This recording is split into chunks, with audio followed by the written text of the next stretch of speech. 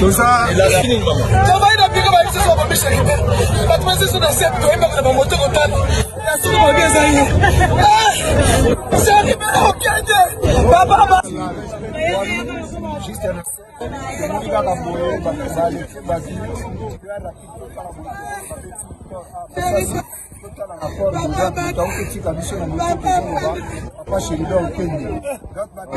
Ça un homme reconnu parce qu'il y a un ministre de transport.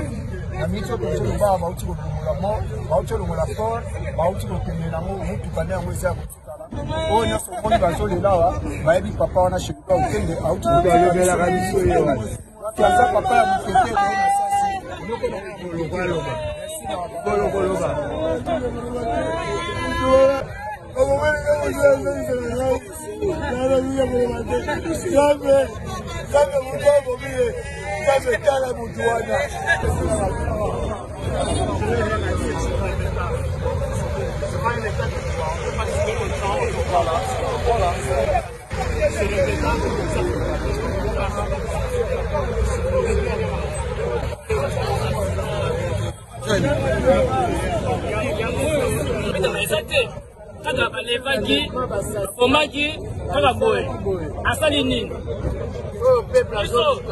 on attend vraiment souffle.